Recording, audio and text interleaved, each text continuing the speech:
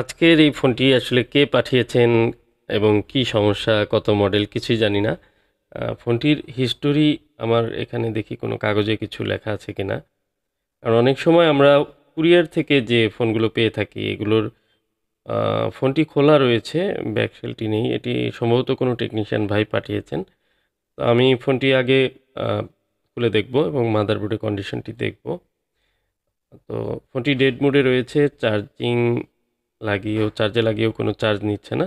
তো এ ধরনের ফোনের ক্ষেত্রে আমরা অনেক সমস্যায় পেয়ে থাকি এবং পাওয়ার সাপ্লাই আমরা দেখতে পাচ্ছি এটি হচ্ছে 2 রিডিং, খুবই লো বুটে আছে, মানে একেবারে কোনো পাওয়ার সাপ্লাই তৈরি হচ্ছে না মনে হচ্ছে। তো এ ধরনের সমস্যা সিপিইউ থেকে হতে পারে। আমরা দেখব সিপিইউতে কোনো কাজ করা হয়েছে কিনা। তো সিপিইউ দেখতে পাচ্ছি রিবোলিং করা এবং পাওয়ার আইসি উপরের পেপার কাটলেও এটি পাওয়ার আইসিতে কোনো কাজ করেনি। আপনারা দেখতে পাচ্ছেন এ হচ্ছে প্রসেসর, বাট ইউএফএসে কোনো কাজ করা হয়নি। এ ধরনের অনেক ফোনই কিন্তু আমরা পেয়ে থাকি সাধারণত, যেগুলো হয়তো রিবোলিং এর আগে করা হয়েছে, কিছুদিন ইউজ করা হয়েছে, অথবা কেউ রিবোলিং ট্রাই করেছে বাট সাকসেস হয়নি। তো এই সমস্যাগুলোও পেয়ে থাকি, কিন্তু এর মধ্যে কাজের কন্ডিশন যদি ভালো থাকে তাহলে ফোনগুলো কিন্তু রিপেয়ার করা সম্ভব হয়। কোনো কোনো ফোন আছে রিপেয়ার হয় না। তো আজকে যে কাজটি দেখব হয় কিনা। তো আমরা দেখতে পাচ্ছি যে সিপিইউটি আমরা রিমুভ করব, তার আগে সিপিইউর উপরে যে র্যামের লাইনগুলো, বলগুলো, এগুলো একটু পরিষ্কার করে নিচ্ছি। তো যে কাজগুলো করা থাকে বা কাজ করা ফোনগুলোর ক্ষেত্রে অ্যাকচুয়ালি কন্ডিশন এক একটি এক এক রকম থাকে। কিছু কিছু ফোন খুব রিসেন্টলি পেয়েছি খুব খারাপ কন্ডিশন, আবার কিছু কিছু ফোন কিন্তু সাকসেসফুলি সেগুলো রিপেয়ার সম্ভব হয়েছে।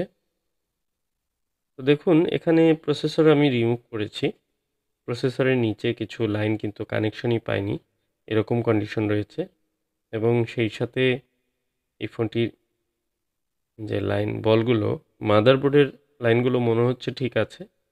আমি খুব সুন্দর করে ক্লিন করে নেব এবং দু একটি লাইন অ্যাটাচ রয়েছে, সেগুলো ইউভি অ্যাপ্লাই করতে হবে।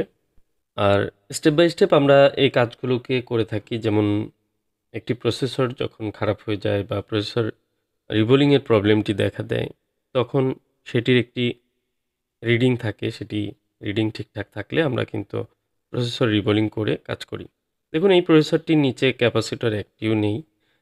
বর্তমানে অনেক ফোন পেয়েছি যেগুলো অন্য কোথাও রিবোলিং করা হয়েছে, হয়তো ঠিক হয়েছে, কিছুদিন ইউজ করতে পেরেছেন এবং কি পরবর্তীতে ডেড হয়ে যায়, অথবা কোনো কোনো ফোন রয়েছে এরকম যা রিবোলিং করেও সাকসেসফুলি অন হয়নি। সেগুলো বেশ কিছু ফোন আমি নিয়েছিলাম। মাঝখানে কাজ করা ফোনগুলো অফ ছিল, আবার কিছু ফোন নিয়েছিলাম, আপনারা কিছু ভিডিও হয়তো দেখেছেন।